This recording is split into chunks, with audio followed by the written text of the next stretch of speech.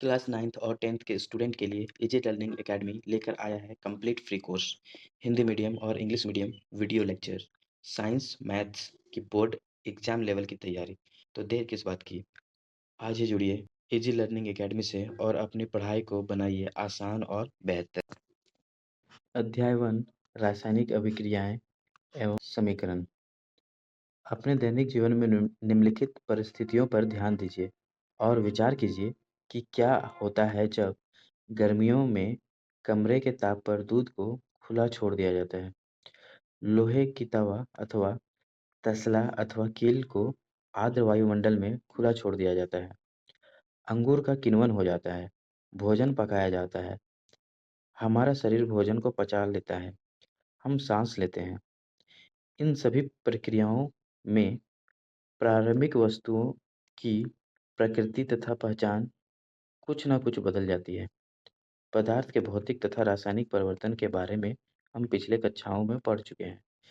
जब कोई रासायनिक परिवर्तन होता है, तो हम कह सकते हैं कि रासायनिक अभिक्रिया हुई।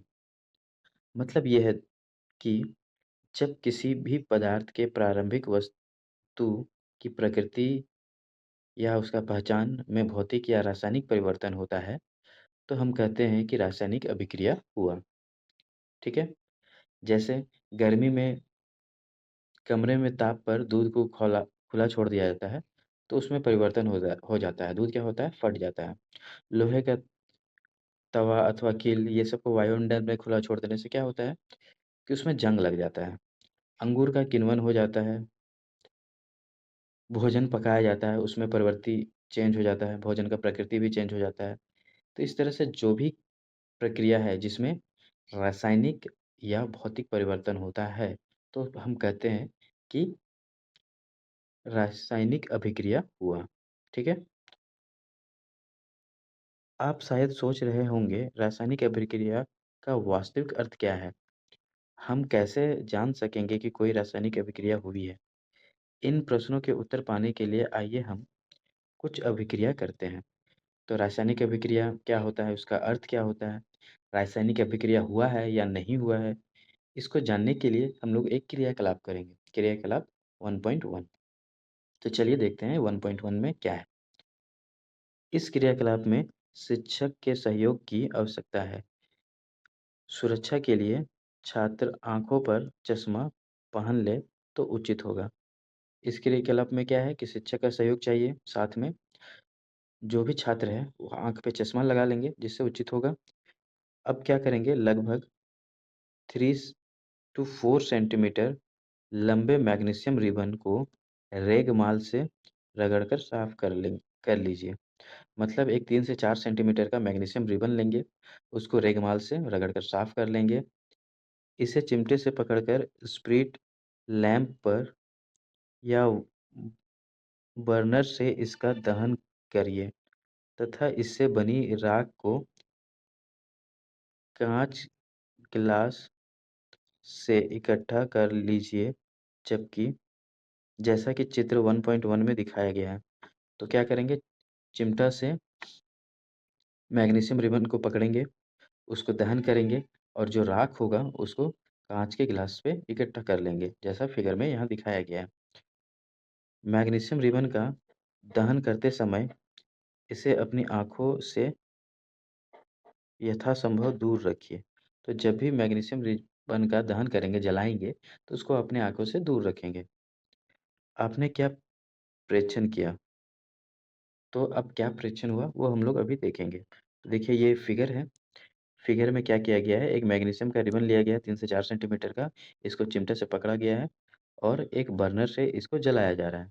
जो राख होगा मैग्नीशियम रिबन का, उसको इस कटोरे पे रखा गया है।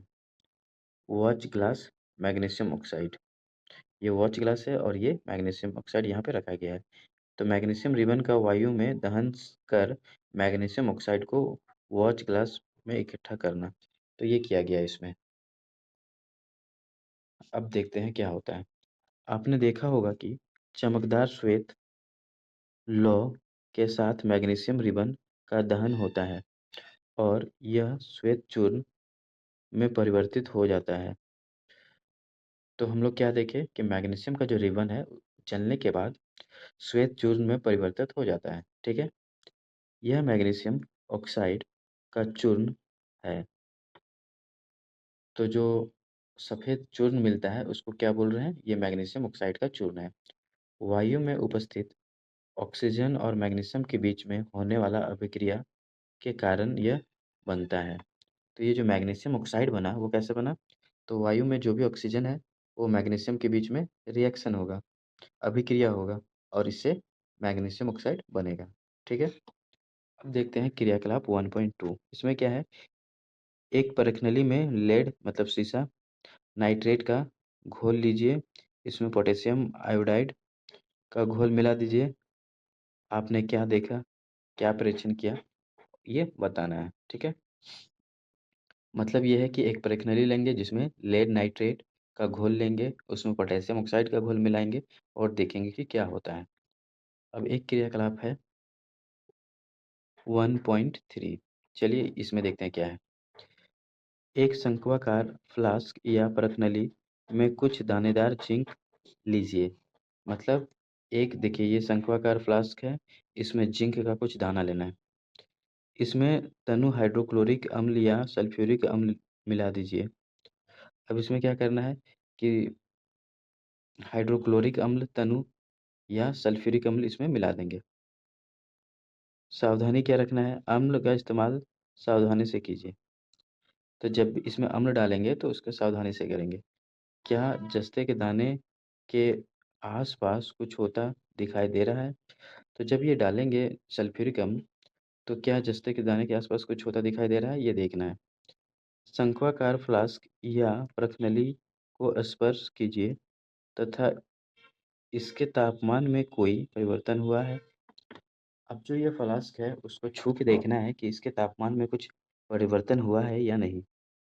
तो देखिए क्या है कि एक शंक्वाकार फ्लास्क लिया गया है, इसमें जिंक का दानेदार जिंक लिया गया है और तनु सल्फ्यूरिक अम्ल लिया गया है और फ्लास्क को कॉर्क से बंद कर दिया गया है और यहाँ पे बीच में एक कांच की नली लिया गया है। अब चलिए देखते हैं क्या होता है। ऊपर दिए गए तीनों क्रियाकलापों के आधार पर हम कह सकते हैं कि निम्न किसी भी प्रेक्षण की सहायता से हम निर्धारित कर सकते हैं कि रासायनिक अभिक्रिया हुई है।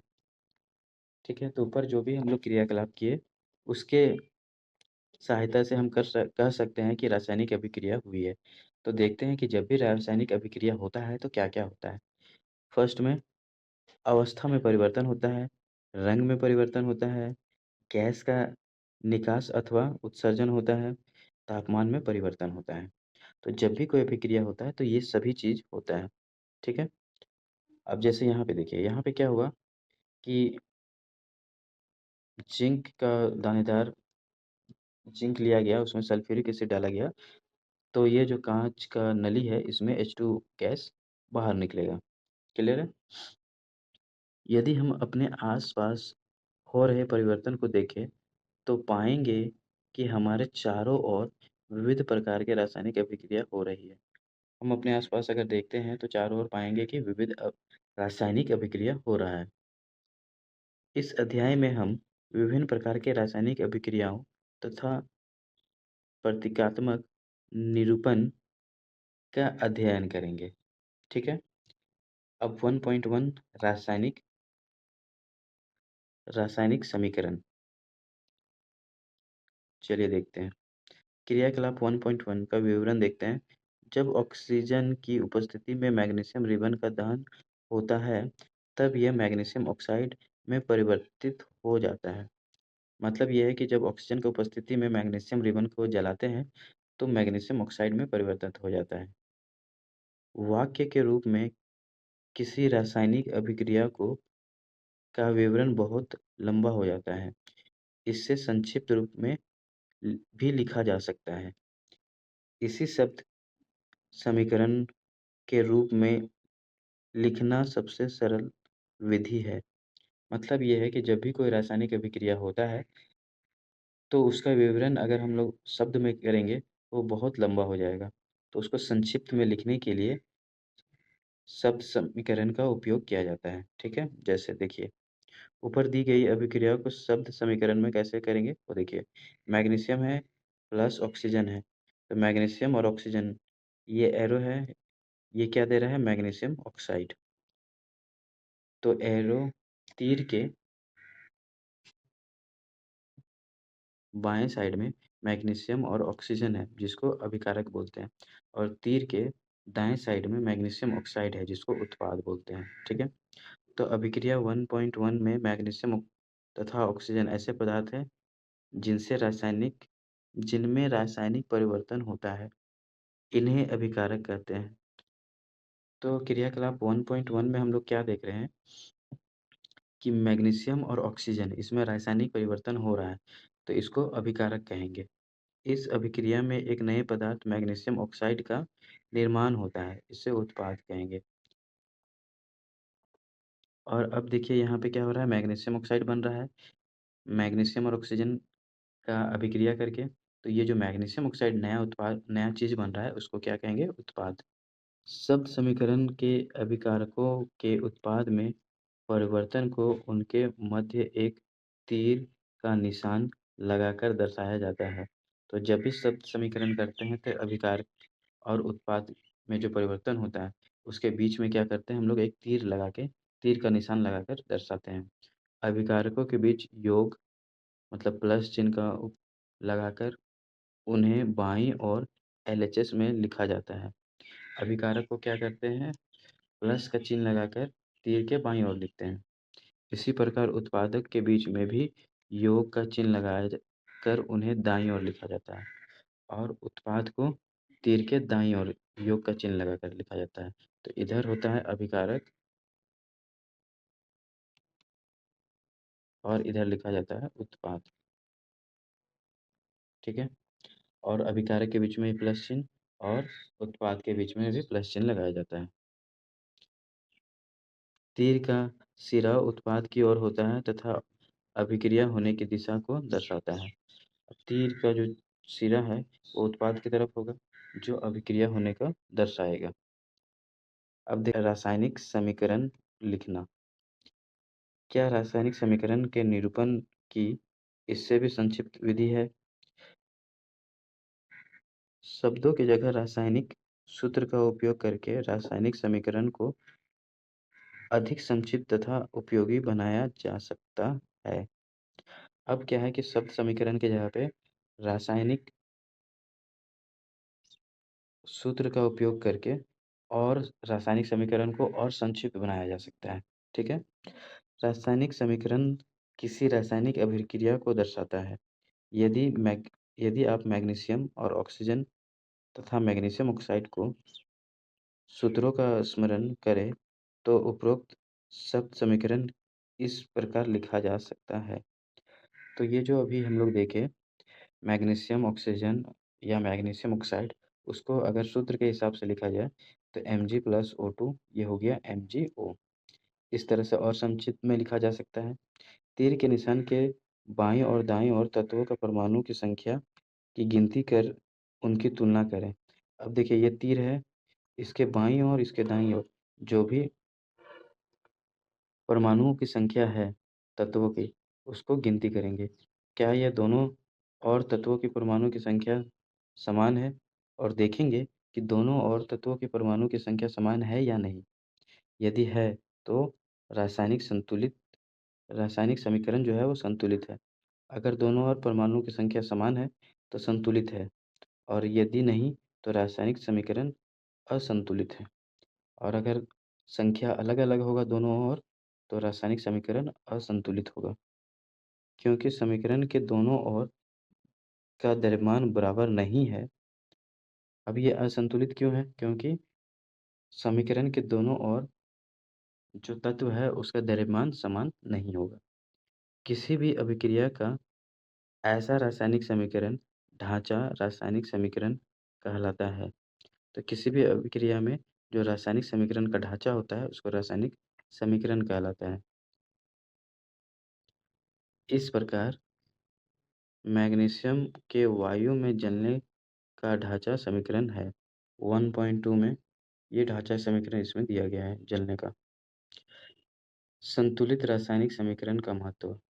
तो संतुलित रासायनिक समीकरण को संतुलित क्यों किया जाता है, उसका महत्व क्या है, ये अभी हम लोग इसमें देखेंगे। आपको द्रव्यमान के संचालन का नियम स्मरण होगा, जिसका आपने 9वीं कक्षा में अध्ययन किया था। तो 9वीं कक्षा में हम लोग देख चुके हैं द्रव्यमान संरक्षण का नियम। किसी भी रासायनिक अभिक्रिया में द्रव्यमान का ना तो निर्माण होता है और ना ही विनाश होता है। तो रासायनिक द्रव्यमान परीक्षण द्रव्यमान का संरक्षण नियम क्या कहलाता है कि किसी भी रासायनिक अभिक्रिया में द्रव्यमान ना तो निर्माण होता है और ना ही द्रव्यमान का विनाश होता है। अर्थात किसी भी रासायनिक अभिक्रिया के उत्पाद तत्वों का कुल द्रव्यमान अभिकारक तत्वों के कुल द्रव्यमान के बराबर होता है। मतलब ये है कि जब भी कोई रासायनिक अभिक्रिया होता है तो अभिकारक रासायनिक अभिक्रिया होता है तो उत्पाद तत्वों का कुल द्रव्यमान अभिकारक तत्वों के कुल द्रव्यमान के बराबर होता है हमेशा। दूसरे शब्दों में रासायनिक अभिक्रिया के पहले एवं उसके पश्चात प्रत्येक तत्व के परमाणु की संख्या समान हो रहती है। दूसरे शब्दों में हम लोग ये कह सकते हैं कि जब भी रासायनिक अभिक्रिया होता है तो उससे रासायनिक अभिक्रिया से पहले और रासायनिक अभिक्रिया के बाद जो तत्वों के परमाणु की संख्या है वो बराबर होता है। इससे लिए हमें कंकाली समीकरण के संतुलित करना आवश्यक है। तो इसलिए दोनों तरफ की संख्या को बराबर करने के लिए कंकाली समीकरण को संतुलित करना आवश्यक होता है। क्या रासायनिक समीकरण 1.1 संतुलित है? रासायनिक समीकरण 1.2 ये जो दिया हुआ है क्या संतुलित है? ये देखना है। आइए हम रासायनिक समीकरण को चरणबद्ध संतुलित करना सीखेंगे। तो अब हम लोग देखेंगे कि रासायनिक समीकरण को संतुलित कैसे करते हैं। देखिए 1.3 लिया गया है क्रियाकलाप। शब्द समीकरण को इस प्रकार से दर्शाया जा सकता है। जिंक है, सल्फ्यूरिक एसिड है, एरो दिया हुआ है और यहाँ जिंक सल्फेट और हाइड्रोजन बन रहा है। इसको अगर हम लोग रासायनिक समीकरण को दर्शा सकते हैं कुछ इस तरह से। यहाँ जिंक है, यहाँ H2SO4 है, यहाँ ZnSO4 है और ये H2 है। अब 1.3 में तीर के निशान के दोनों ओर तत्वों के परमाणु की संख्या की तुलना करें। अब दोनों ओर परमाणु की संख्या की तुलना करते हैं। देखिए जिंक यहाँ 1 है, इस साइड भी जिंक 1 है, हाइड्रोजन यहाँ 2 है और इस साइड भी हाइड्रोजन 2 है। SO4 1 है और इधर भी SO4 1 है। तो तुलना करने से दोनों तरफ समान दिखाई दे रहा है, तो मतलब ये संतुलित है। तो यही चीज़ देखिए अभिकारक के साइड में और उत्पाद के साइड में जिंक 1 और 1 है, फिर हाइड्रोजन 2 और 2 है, सल्फर 1 और 1 है और ऑक्सीजन 4 और 4 है, तो ये संतुलित है। समीकरण 1.3 में तीर के निशान के दोनों ओर प्रत्येक तत्वों के परमाणु की संख्या समान है, इसलिए यह संतुलित रासायनिक समीकरण है। क्लियर है? अब हम निम्न रासायनिक समीकरण को संतुलित करने का प्रयास करते हैं। यह है 1.4। देखिए 1.4 में क्या दिया है, Fe दिया हुआ है, H2O दिया हुआ है, अभिकारक में Fe और H2O दिया हुआ है और उत्पाद में दिया हुआ है Fe3O4 प्लस H2O। अब इसको संतुलित करना है, तो संतुलित करने के लिए क्या करेंगे, हम लोग इस तरफ लिख लेंगे Fe कितना है, हाइड्रोजन कितना है और ऑक्सीजन कितना है। इसी तरह इधर भी लिख लेंगे Fe कितना है, हाइड्रोजन कितना है और ऑक्सीजन कितना है। तो इस साइड अगर देखेंगे तो Fe 1 है और इस साइड Fe 3 है, इस साइड हाइड्रोजन 2 है और यहाँ पे हाइड्रोजन इस साइड भी 2 है। ऑक्सीजन इस साइड कितना है, ऑक्सीजन 1 है और इस साइड ऑक्सीजन कितना है, इस साइड यहाँ पे ऑक्सीजन 4 है। अब इसको बैलेंस करना है, तो बैलेंस कैसे करेंगे, तो अगर हम लोग यहाँ पे 4 से मल्टीप्लाई कर दें ऑक्सीजन में तो ये 4 हो जाएगा। इस साइड भी तो देखिए क्या कर सकते हैं हम लोग, FeH2O यहाँ पे Fe3O4 और H2। देखिए, यहाँ पे ऑक्सीजन में 4 से है तो दोनों तरफ हो जाएगा। तो ऑक्सीजन में 4 से मल्टीप्लाई कर देंगे तो हाइड्रोजन 2 × 4 8 हो जाएगा। तो यहाँ पे क्या करना होगा कि इस साइड हाइड्रोजन हो गया 8, तो यहाँ पे भी 4 से मल्टीप्लाई कर देंगे तो ये हाइड्रोजन 8 हो गया। अब देखिए, हाइड्रोजन और ऑक्सीजन बराबर हो गया। अब यहाँ पे Fe जो है वो 3 है, तो यहाँ पे इस साइड 3 मल्टीप्लाई कर देंगे। तो इस तरह से जो संतुलित समीकरण होगा वो 3Fe plus 4H2O plus arrow Fe3O4 और 4H2O, ये संतुलित रिएक्शन हो गया। इस तरह से हम लोग आसानी से रिएक्शन को संतुलित समीकरण को संतुलित कर सकते हैं।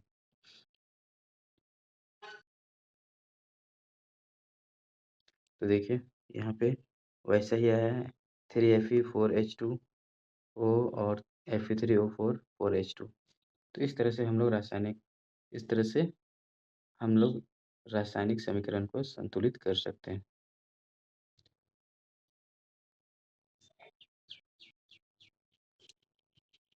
अब देखते हैं भौतिक अवस्थाओं के संकेत लिखना। तो ऊपर लिखे संतुलित समीकरण जो 1.9 है, सावधानी से जांच कीजिए क्या समीकरण में हमें अभिकारक तथा उत्पादों की भौतिक अवस्था के बारे में भी ज्ञात होता है। इस समीकरण में उनकी भौतिक अवस्थाओं की कोई जानकारी नहीं है। रासायनिक समीकरण को अधिक सूचनापूर्ण बनाने के लिए अभिकारकों तथा उत्पादकों के रासायनिक सूत्र के साथ उनकी भौतिक अवस्था को भी दर्शाया जाता है। अभिकारकों तथा उत्पादों के गैस, द्रव, जलीय तथा ठोस अवस्थाओं को क्रमशः G ब्रैकेट में L, AQ, S से दर्शाया जाता है। देखिए क्या है कि रासायनिक अभिक्रिया के दोनों तरफ अभिकारक या उत्पाद गैसीय है कि द्रव है कि जलीय है कि ठोस है, इसको दर्शाया जाता है G, L, AQ, S से। अभिकारक या उत्पाद जब जल में घोल के रूप में उपस्थित होते हैं तो हम AQ से लिखते हैं। अब संतुलित समीकरण 1.9 को इस प्रकार होगा, जैसे Fe 3Fe था तो यहाँ पे S है मतलब ये ठोस है, 4H2 है ये G है मतलब ये गैसीय अवस्था में है, भाप के अवस्था में। Fe3O4 ठोस है और 4H2 G है मतलब गैस है। ध्यान दीजिए 1.10 जो समीकरण है में H2O जो है वो के साथ G है का चिन्ह का उपयोग किया गया है। यह दर्शाता है कि इस अभिक्रिया में जल का उपयोग भाप के रूप में किया गया है। देखिए यहाँ G है तो भाप के रूप में किया गया है। प्रायः हर समीकरण में भौतिक अवस्था को शामिल नहीं किया जाता है जब तक कि यह आवश्यक ना हो। कभी-कभी अभिक्रिया की परिस्थितियों जैसे ताप, दाब, उत्प्रेरक आदि की को भी तीर के निशान के ऊपर या नीचे दर्शाया जाता है। तो जब कभी रासायनिक अभिक्रिया लिखा जाता है तो परिस्थितियों के अनुसार उसमें दाब कितना लग रहा है, ताप में क्या परिवर्तन हो रहा है, उत्प्रेरक क्या है, ये सब भी तीर के ऊपर-नीचे लिखा जाता है। जैसे इस रिएक्शन को देखिए, CO है, 2H2 है, यहाँ गैस है, ये भी गैस है, यहाँ पे 340 HTM है, ये प्रेशर को दर्शाया गया है। CH3OH ये लिक्विड है। इसी तरह से इस रिएक्शन को अगर देखेंगे तो C6CO2 एक्वस है, 12H2O लिक्विड है, यहाँ सूर्य का प्रकाश और क्लोरोफिल है। ये C6H12O6 ग्लूकोज है जो एक्वस फॉर्म में है। यहाँ पे 6O2 है, ये भी एक्वस फॉर्म में है, H2O है, ये लिपिड फॉर्म में है। इस रिएक्शन को 1.12 कहा गया है। अब एक दूसरा रिएक्शन लिया गया है H2 जो गैसेस स्टेट में है और तथा O2 ये भी गैस में है, से जल का निर्माण होता है। देखिए 2H2 गैस है, 2O2 ये भी गैस है और यहाँ पे 2H2O बनाया जा रहा है जो लिक्विड है। सरल शब्दों में हम कह सकते हैं कि जब दो या दो से अधिक पदार्थ जो तत्व या यौगिक होगा, संयोग करके एकल उत्पाद निर्माण करते हैं, ऐसी अभिक्रिया को संयोजन अभिक्रिया कहते हैं। मतलब ये है कि जब 2 या 2 से अधिक पदार्थ मिल के एक उत्पाद बनाता है, तो इस टाइप के अभिक्रिया को हम लोग कहते हैं संयोजन अभिक्रिया। जैसे यहाँ पे 2H2 और O2 ये मिलके 2H2O बनाया, तो ये क्या है? संयोजन अभिक्रिया है।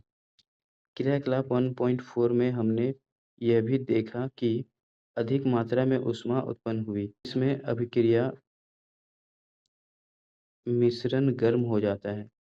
जिन अभिक्रियाओं में उत्पाद का निर्माण के साथ-साथ ऊष्मा का भी उत्पन्न होती है, उन्हें ऊष्माक्षेपी रासायनिक अभिक्रिया कहते हैं।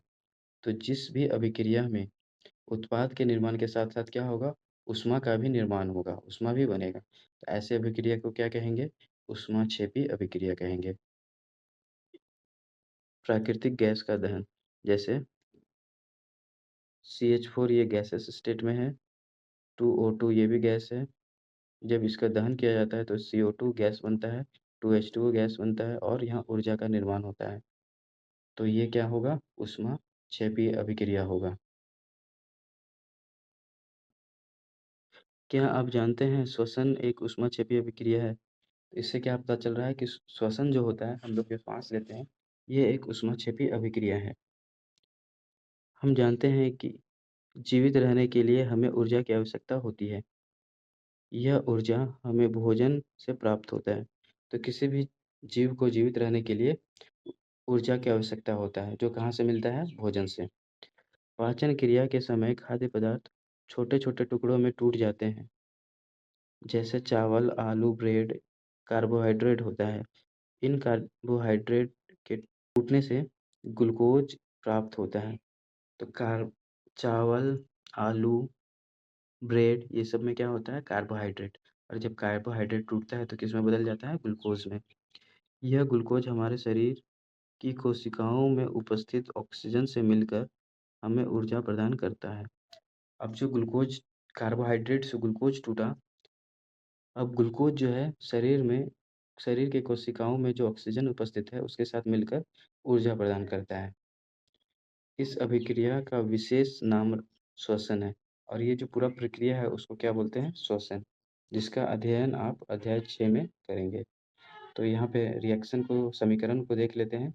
C6H12O6 ये एक्वस फॉर्म में है। यहाँ पे 6O2 के साथ मिलके 6CO2 और 6H2O प्लस ऊर्जा का निर्माण करता है। तीसरा रिएक्शन देखते हैं क्या है?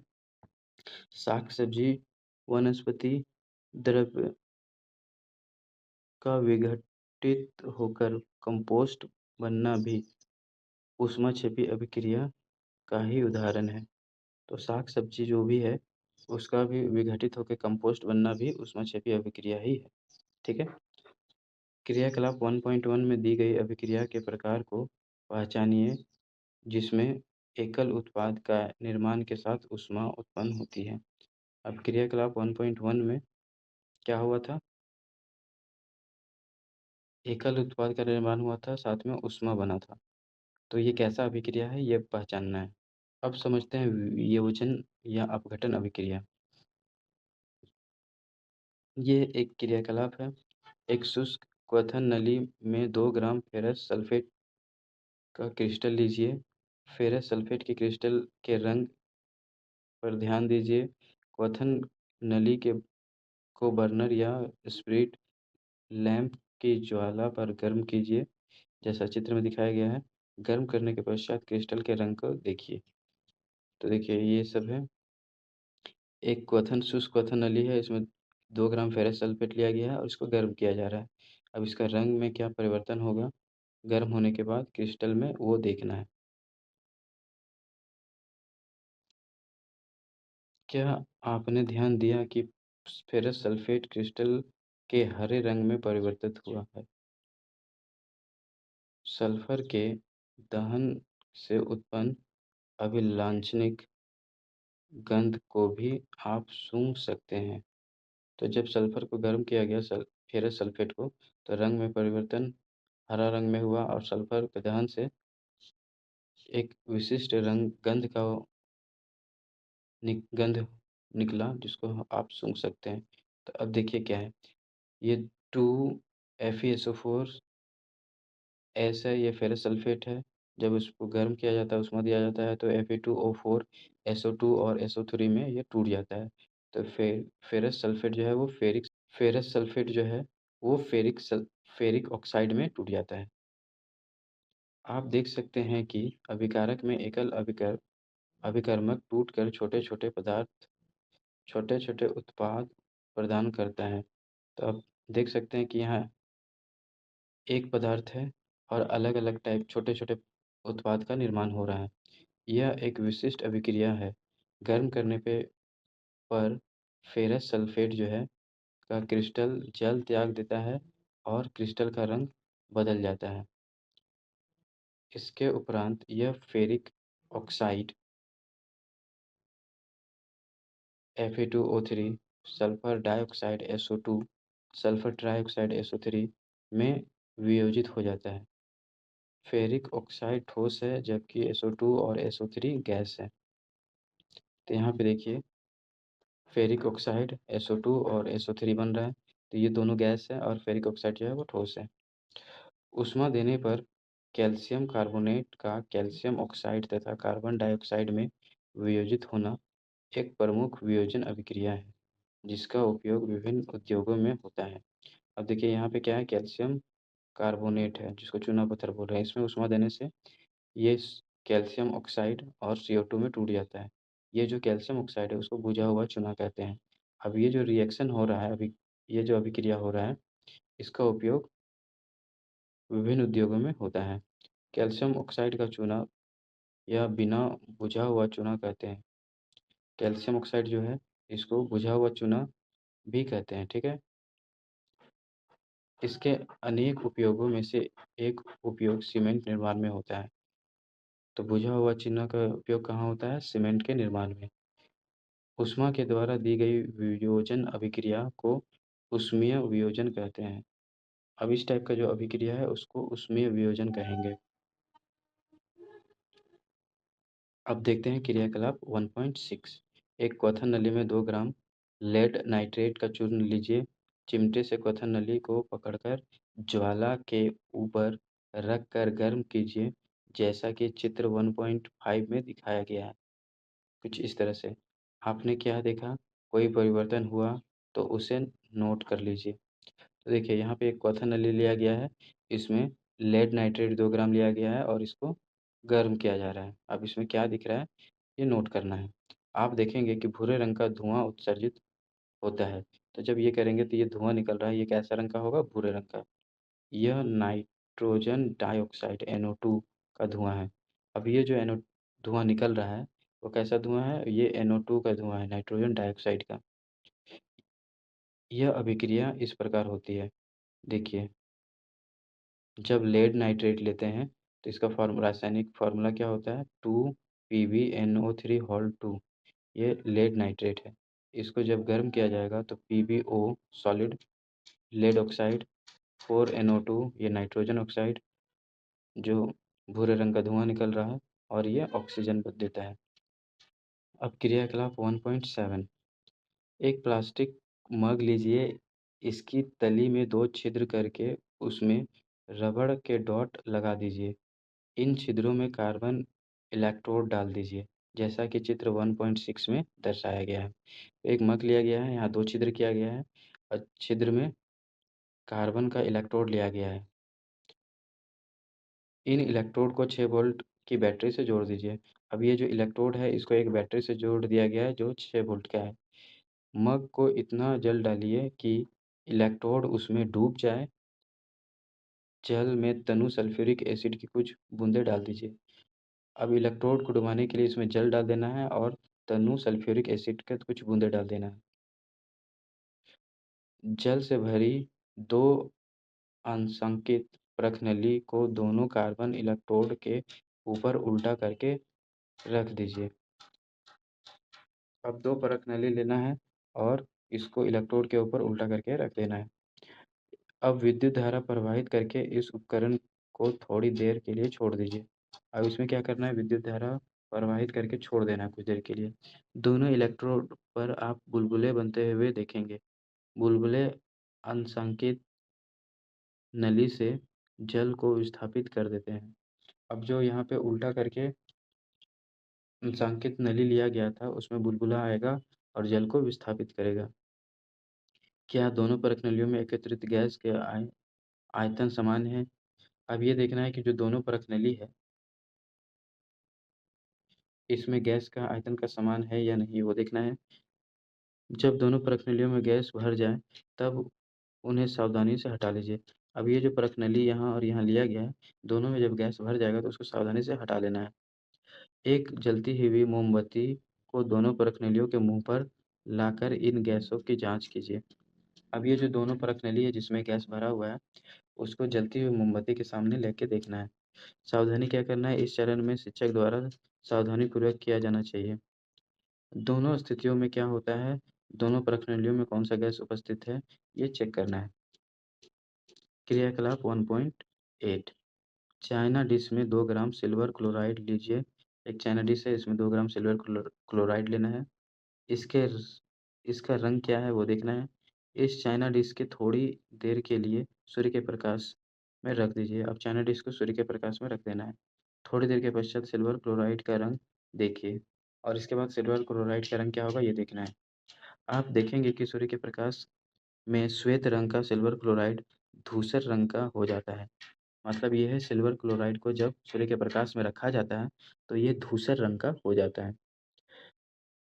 प्रकाश की उपस्थिति में सिल्वर क्लोराइड सिल्वर तथा क्लोरीन में वियोजन का कारण ऐसा होता है। तो ये जो धूसर रंग में बदल जाता है, वो ऐसा किस लिए होता है? तो सिल्वर क्लोराइड जो है, वो सिल्वर और क्लोरीन गैस में बदल जाता है, इसलिए ऐसा होता है। अब इसका रिएक्शन को देखते हैं। तो 2Ag प्लस 2AgCl सूर्य के प्रकाश में रखने से 2Ag और Cl2 गैस इसमें बदल जा रहा है। इसी तरह सिल्वर ब्रोमाइड भी ऐसा ही अभिक्रिया होगा। 2AgBr लेंगे सूर्य के प्रकाश में, तो ये 2Ag और Br2 में बदल जाएगा। ऊपर दी गई अभिक्रिया का उपयोग श्याम श्वेत फ़ोटोग्राफ़ी में किया जाता है। तो ये सब जो अभिक्रिया दिया हुआ है, इसका यूज़ कहाँ पे किया जाता है? इसका उपयोग किया जाता है श्याम श्वेत फ़ोटोग्राफ़ी में। किस प्रकार की ऊर्जा के कारण यह वियोजन अभिक्रिया होती है? अब ये क्वेश्चन है कि किस प्रकार के अभिक्रिया के कारण होता है।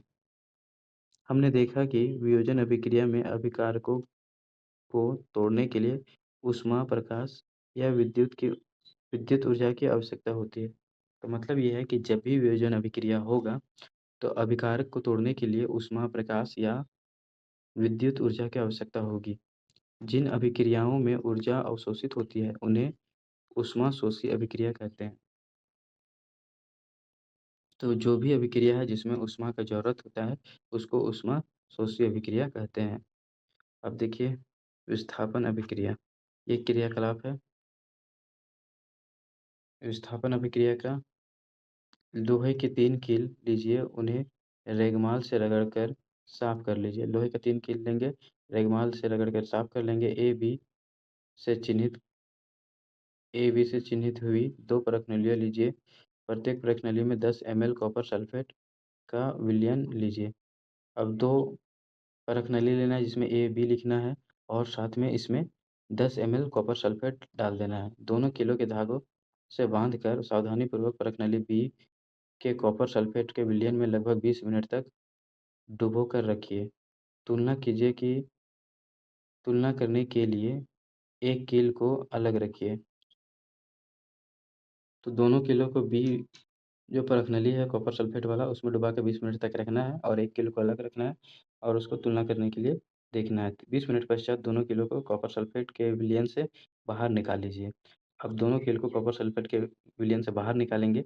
परखनली ए तथा बी में कॉपर सल्फेट के विलयन के नीले रंग का तीव्रता की तुलना कीजिए। अब ए और बी के जो कॉपर सल्फेट है उसका विलयन का जो नीला रंग है उसका तुलना करना है। कॉपर सल्फेट विलयन में डूबी किलो के रंग की तुलना बाहर रखी कील से कीजिए। तो जो कॉपर सल्फेट में डुबाया गया था कील था, उसका बाहर रखे कील के रंग से तुलना करना है। कील का भूरा क्यों हो गया? कॉपर सल्फेट विलयन नीला रंग मलिन क्यों पड़ गया? तो ये सब कुछ क्वेश्चन उत्पन्न होता है। देखिए इस अभिक्रिया में क्या हुआ, Fe है, CuSO4 है, कॉपर सल्फेट। यहाँ पे क्या हुआ कि Fe जो है इसको विस्तार, यहाँ Cu की जगह पे आ गया और Cu बाहर हो गया, तो ये हो गया FeSO4 और Cu। इस अभिक्रिया में लोहे ने दूसरे तत्व कॉपर को कॉपर सल्फेट के विलयन से विस्थापित कर दिया या हटा दिया। इस अभिक्रिया को विस्थापन अभिक्रिया कहते हैं। अब देखिए यहाँ पे क्या हुआ, कॉपर सल्फेट से कॉपर को हटा के Fe इसमें आ गया, तो इस टाइप का अभिक्रिया जो होगा उसको क्या बोलेंगे, विस्थापन अभिक्रिया। तो विस्थापन अभिक्रिया कुछ एग्जाम्पल और है, कुछ उदाहरण देख लेते हैं। ZnCSO4, यहाँ पे भी जिंक जो है कॉपर को बाहर कर देगा, हटा देगा, और ZnSO4 जिंक सल्फेट बनाएगा। इसी तरह Pb और CuCl2 है, यहाँ पे भी Pb इसमें आ जाएगा, तो ये PbCl2 बन गया और Cu बाहर हो गया। तो ये सभी जो रिएक्शन हो रहा है अभिक्रिया, ये सभी क्या है, विस्थापन अभिक्रिया है। जिंक तथा लेड कॉपर की अपेक्षा अधिक क्रियाशील तत्व है। जिंक और लेड जो है वो कॉपर की अपेक्षा अधिक क्रियाशील है, इसलिए कॉपर के यौगिक से उसको विस्थापित कर देते हैं। अब क्रियाकलाप 1.10, एक परखनली में 3 ml सोडियम सल्फेट का विलयन लीजिए। एक अन्य परखनली में 13 ml बेरियम क्लोराइड लीजिए। दोनों विलयन को मिला दीजिए। आपने क्या देखा, देखिए एक परखनली लिया गया है, इसमें सोडियम सल्फेट लिया गया और बेरियम क्लोराइड दोनों को मिला दिया गया। अब इसमें क्या देखा ये देखना है। आप देखेंगे कि श्वेत रंग के एक पदार्थ का निर्माण होता है जो जल में अविलय है। तो जब ये दोनों मिलाया जाता है तो एक श्वेत रंग का पदार्थ का निर्माण होता है जो जल में नहीं घुलता है। इस अविलय पदार्थ को अवक्षेप कहते हैं। तो जो जल में नहीं घुलता है उस पदार्थ को अवक्षेप कहते हैं। इस अभिक्रिया में अवक्षेप का निर्माण होता है, उसे अवक्षेपण अभिक्रिया कहते हैं। तो जो भी अभिक्रिया है जिसमें अवक्षेप का निर्माण होता है उसको अवक्षेपण अभिक्रिया कहते हैं। देखिए Na2SO4 जिंक सोडियम सल्फेट है, BaCl2 बेरियम क्लोराइड है, तो यहाँ पे BaSO4 barium sulphate NaCl sodium chloride बन रहा है। ऐसा क्यों होता है, तो Ba2 प्लस और SO4 2 माइनस की अभिक्रिया से BaSO4 बन जाता है। BaSO4 के अवक्षेप का निर्माण होता है, तो ये बेरियम सल्फेट का अवक्षेप का निर्माण हुआ। एक अन्य उत्पाद सोडियम क्लोराइड का भी निर्माण होता है और यहाँ NaCl जो सोडियम क्लोराइड है उसका भी निर्माण होता है, जो विलयन में ही रहता है। वे अभिक्रियाएं जिनमें अभिकारकों के बीच आयनों का आदान प्रदान होता है उन्हें द्विविस्थापन अभिक्रिया कहते हैं। तो वैसा अभिक्रिया जिसमें अभिकारक के बीच में आयन का आदान प्रदान होता है उसको द्विविस्थापन अभिक्रिया कहते हैं।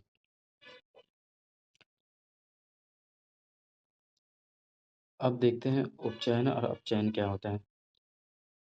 क्रियाकलाप 1.11, चाइना डिश में 1 ग्राम कॉपर लेकर उसे गर्म कीजिए। आपने क्या देखा, ये चाइना डिश है, इसमें 1 ग्राम कॉपर का चूर्ण लेना है, उसको गर्म करना है। अब उसमें क्या देखा वो देखते हैं। कॉपर चूर्ण की सतह पर कॉपर ऑक्साइड की काली परत चढ़ जाती है। यह काला पदार्थ क्यों बना, तो जब ये गर्म करते हैं तो कॉपर चूर्ण का सतह पर कॉपर ऑक्साइड का काली परत चढ़ जाता है। ये क्यों बना, अब ये रिएक्शन से समझते हैं। यह कॉपर ऑक्साइड कॉपर में ऑक्सीजन के योग से बनता है 2CuO2। जब इसको गर्म करते हैं तो 2CuO बनाता है। यदि हम गर्म पदार्थ CuO के ऊपर हाइड्रोजन गैस प्रवाहित की जाए तो सतह की काली परत भूरे रंग की हो जाती है, क्योंकि इस परिस्थिति में विपरीत अभिक्रिया संपन्न होती है तथा कॉपर प्राप्त होता है। अब जो ये CuO है इसमें हाइड्रोजन मिला देंगे और गर्म करेंगे तो Cu अलग हो जाएगा और H2O मिलेगा। अभिक्रिया के समय जब किसी पदार्थ में ऑक्सीजन की वृद्धि होती है तो कहते हैं उसका उपचयन हुआ। तो जब भी कोई अभिक्रिया होता है उसमें ऑक्सीजन का वृद्धि होता है तो उसको बोलते हैं उपचयन हुआ। तथा जब अभिक्रिया में किसी पदार्थ में ऑक्सीजन का ह्रास होता है तो उसे तो कहते हैं उसका उपचयन हुआ। तो जब अभिक्रिया में किसी पदार्थ में ऑक्सीजन का कमी हो जाता है, कम हो जाता है, तो उसको उपचयन कहते हैं। अभिक्रिया 1.29 कॉपर ऑक्साइड में ऑक्सीजन का ह्रास हो रहा है, इसलिए अपचयित हुआ। हाइड्रोजन में ऑक्सीजन की वृद्धि हो रही है, इसलिए उपचयित हुआ। तो जिसमें ऑक्सीजन का वृद्धि होगा वो उपचयित होगा, जिसमें ऑक्सीजन का ह्रास होगा, कम होगा, वो अपचयित होगा। अर्थात किसी अभिक्रिया में एक अभिकारक उपचयित होता है तथा दूसरे अभिकारक अपचयित होता है। इन अभिक्रियाओं को अपचयन, उपचयन अथवा रेडॉक्स अभिक्रिया कहते हैं। तो जब किसी अभिक्रिया में एक अभिकारक उपचयित होता है और दूसरा अभिकारक अपचयित होता है, तो इस प्रकार की अभिक्रिया को उपचयन, अपचयन अथवा रिडॉक्स अभिक्रिया कहते हैं। अब जैसे इसका एग्जाम्पल से, उदाहरण से समझते हैं। यहाँ CuO है, CuO में Cu है तो ऑक्सीजन का ह्रास हो गया तो ये अपचयन हुआ। यहाँ H2 है और उत्पाद में H2O हो गया तो यहाँ ऑक्सीजन का वृद्धि हुआ तो ये उपचयन हुआ। तो रेडॉक्स अभिक्रिया के कुछ उदाहरण और भी है। ZnOC, ZnCO, MnO2, 4Cl, MnCl2, 2H2O, Cl2, ये सभी जो है ये उपचयन, अपचयन या रेडॉक्स अभिक्रिया का उदाहरण है। अब देखते हैं, कार्बन उपचयित होकर CO तथा ZnO अपचयित होकर Zn बनाता है। इस अभिक्रिया में कार्बन जो है उपचयित होकर CO बना रहा है और ZnO Zn बना रहा है अपचयित होकर।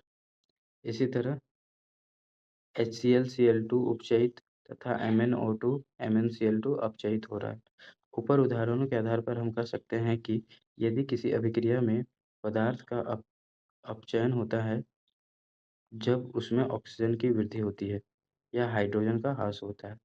तो जब भी किसी अभिक्रिया में ऑक्सीजन का वृद्धि या हाइड्रोजन का ह्रास होता है, कमी होता है, तो उपचयन होता है।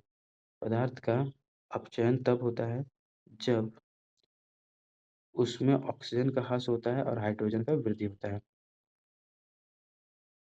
तो हाइड्रोजन का वृद्धि और ऑक्सीजन का ह्रास अगर ऐसा होता है तो उसको अपचयन कहते हैं। क्या आपने दैनिक जीवन में अपचयन अभिक्रियाओं का प्रभावों को देखा है? तो अपचयन का कुछ प्रभाव वो देखते हैं। संक्षारण पहला, आपने अवश्य देखा होगा कि लोहे से बनी नई वस्तुएं चमकीली होती है, लेकिन कुछ समय पश्चात उन पर लालिमा युक्त भूरे रंग की परत चढ़ जाती है। प्रायः इस प्रक्रिया को लोहे पर जंग लगना कहते हैं। होता ये है कि जब भी कोई नया लोहा का सामान होता है तो ये चमकीला होता है, लेकिन कुछ पश्चात इसमें भूरे रंग का या लाल रंग का परत चढ़ जाता है, जिसको जंग लगना कहते हैं। कुछ अन्य धातु में भी ऐसा परिवर्तन होता है। क्या आप चांदी या तांबे पर चढ़ने वाली परत के रंग पर ध्यान दिया है? जब कोई धातु अपने आसपास अम्ल, आर्द्रता आदि के संपर्क में आता है, तब ये संक्षारित हो जाता है और इस प्रक्रिया को संक्षारण कहते हैं। तो जब भी कोई धातु अपने आसपास अम्ल में या आर्द्रता में ये सब के संपर्क में आता है, तो इस संक्षारित हो जाता है और ये प्रक्रिया को संक्षारण कहते हैं। चांदी के ऊपर काला रंग का परत, तांबे के ऊपर हरा रंग का परत संक्षारित के एक अन्य उदाहरण है। तो चांदी अगर होगा तो उसके ऊपर काला रंग का परत, तांबा अगर होगा तो हरा रंग का परत चढ़ जाएगा। तो ये भी क्या है, संक्षारण का उदाहरण है। संक्षारण के कारण कार के ढांचे, पुल, लोहे की रेलिंग, जहाज तथा धातु विशेषकर लोहे से बनी वस्तुएं बहुत क्षति होती है। लोहे का संक्षारण एक गंभीर समस्या है। संक्षारण के कारण कार का ढांचा, पुल, लोहे से रेलिंग, जहाज तथा धातु विशेषकर लोहा से जो भी चीज़ बना होता है बहुत क्षति होता है। लोहे के संक्षारण की गंभीर समस्या है। क्षतिग्रस्त लोहे को बदलने में हर वर्ष अधिक पैसा खर्च होता है। अध्याय 3 में आपका संचालन के बारे में और अधिक जानकारी प्राप्त होगी। अब देखते हैं विकृत गंधिता क्या है। वसायुक्त अथवा तैलीय पदार्थ, तैलीय खाद्य सामग्री जब लंबे समय तक रखी जाती है, तब उसका स्वाद या गंध कैसी होती है? जब तेलीय पदार्थ को लंबे समय तक रख देंगे, तो उसका स्वाद या गंध बदल जाता है। वही अभी हम लोग देखेंगे। उपचयित होने पर तेल तथा वसा विकृत गंधी हो जाते हैं तथा उसके स्वाद तथा गंध बदल जाते हैं। प्रायः तेलीय या वसायुक्त खाद्य सामग्रियों में उपचयन रोकने वाले पदार्थ मिलाए जाते हैं। खाद्य पदार्थ या तेलीय पदार्थ जो होता है, उस उपचयन होकर उसका रंग और स्वाद ये सब बदल जाता है, तो उससे उपचयन को रोकने के लिए कुछ पदार्थ मिलाया जाता है। या फिर क्या कर सकते हैं, वायुरोधी बर्तनों में रख खाद्य सामग्री को रखने से उपचयन की गति धीमी हो जाती है। तो उपचयन की गति को धीमी करने के लिए क्या करते हैं, खाद्य पदार्थ को वायुरोधी, जहाँ वायु ना पार हो वैसे बर्तन पे रखा जाता है। क्या आप जानते हैं, चिप्स बनाने वाले चिप्स की थैली में ऑक्सीजन हटाकर उसमें नाइट्रोजन जैसे कम सक्रिय गैस युक्त कर देते हैं ताकि चिप्स का उपचयन ना हो। क्या होता है कि चिप्स बनाने वाली कंपनियां चिप्स के पैकेट से ऑक्सीजन को हटाकर उसमें नाइट्रोजन डाल दिया जाता है, जिससे कि जिससे कि उपचयन जो है वो धीरे हो जाए। तो फ्रेंड्स, अगर ये वीडियो आपको हेल्पफुल लगे तो आप इस वीडियो को लाइक कीजिए, चैनल को सब्सक्राइब कर लीजिए और इसको अपने दोस्तों तक भी ज़रूर शेयर कीजिए।